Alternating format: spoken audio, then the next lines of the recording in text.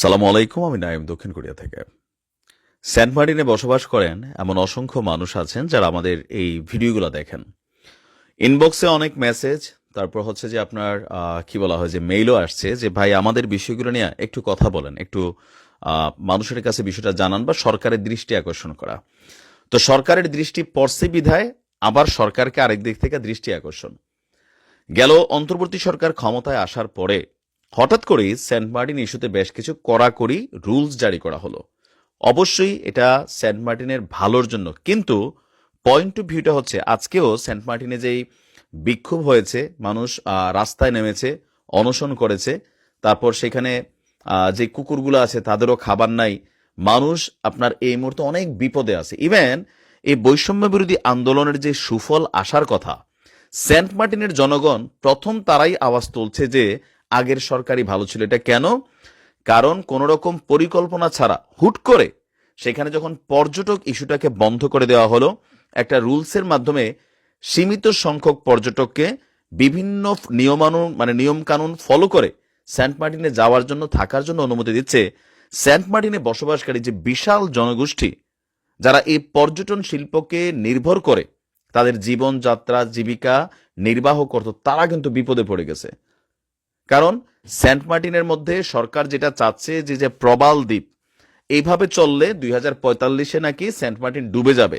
সরকারেরও কনসেন্ট্রেশন ভালো, সেন্ট মার্টিনের মানুষের জন্যই এই উদ্যোগগুলো, কিন্তু এগুলাকে মিনিমাম লেভেলে সমন্বয় করে আসলে কিভাবে কি করা যায় সেটা আরেকটু পরিকল্পনা নেওয়া দরকার। কারণ 45 পর্যন্ত ডুবা যাবে, এখন যে অবস্থা হয়েছে সেখানে মানুষ বলছে আমরা তো না খাইয়ে মরে যাবো, 45 পর্যন্ত আমরা অপেক্ষা করতে করতে তো ভাই আমাদের আর মানুষই থাকবে না এখানে। তো আমার মনে হয় যে সেন্ট মার্টিন ইস্যুতে বাংলাদেশের খুবই গুরুত্বপূর্ণ একটা জায়গা।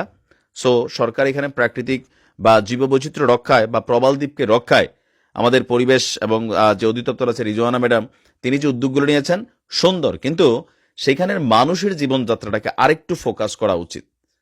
পর্যটককে যেভাবে এখন সীমিত করা হয়েছে, এলাকাবাসীর দাবি বা বক্তব্য যে এখানে ব্যবসা বাণিজ্য বন্ধ হয়ে গেছে, অনেকে সেখানে ইনভেস্ট করছিল বড় বড়, সেই ইনভেস্টররাও সেখানে লসের মুখে পড়ে গেছে।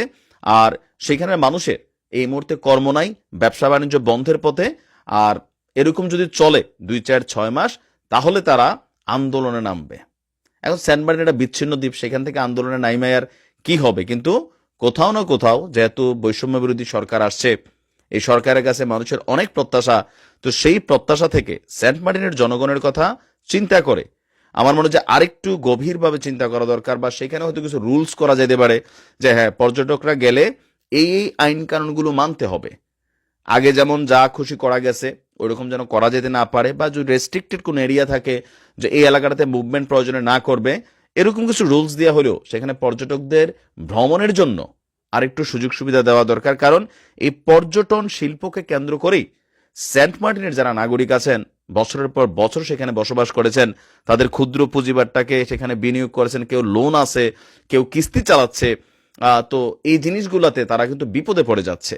আর যার কারণে 2045-এর যে সফলতা সেটা তাদের মাথায় নেয়, তাদের হচ্ছে নগদ বিক্রি পেটে ভাত, পরিবেশ কি হবে সেটা পরে। আমার মনে হয় যে আমরা দেখছি বিভিন্ন প্রতিবেদন, সরকার ভালোর জন্য করছে নিঃসন্দেহে, কিন্তু কিছু ভালো একটু পরেও হইলে চলবে। সমন্বয় করে এই ভালোটাকে আসলে কিভাবে করা যায় সেই দিকে একটু নজর দেওয়া উচিত। কারণ জনগণের বক্তব্য, আপনারও উপদেষ্টা হইয়া রাষ্ট্রীয় সুযোগ সুবিধা সব খাচ্ছেন পাচ্ছেন, তা আমার ঘরে কি ভাত পোষাইছেন? অথবা সেন্ট মার্টিনের যেই জনগণ আছেন তাদেরকে পুনর্বাসন করার ব্যাপারে, ব্যবসা বাণিজ্যের সুযোগ সুবিধা দেওয়ার ব্যাপারে, অথবা রাষ্ট্র থেকে তাদেরকে ভর্তুকি দেওয়ার ব্যাপারে যে কোনো একটা পলিসি অ্যাডপ্ট করলে ওই মানুষগুলো যতটা এখন ঝামেলায় আছে ততটা ঝামেলা থাকবে না। আবার এই সেন্ট মার্টিনকে কেন্দ্র করে যে হোটেল মোটেল বিভিন্ন ব্যবসা কর্মসংস্থান বাহিরের মানুষও সেখানে করত, তারাও কিন্তু বিপদে আছে, কর্মসংস্থান বন্ধ হয়ে যাচ্ছে। তো সরকার তো আর কেউ ভাত খাওয়ায় না, নিজেরা খায় ঠিকই। তো এই জায়গাগুলো থেকে মানুষের আসলে এই জায়গাতে বিরক্তি চলে আসছে, ক্ষোভ চলে আসছে যে আগেই তো ভালো ছিলাম। এটাকে ডিল করার দায়িত্ব সরকারের, তবে রুডলি না, টেকনিক্যালি। নিশ্চয়ই যারা দেখার তারা দেখবেন।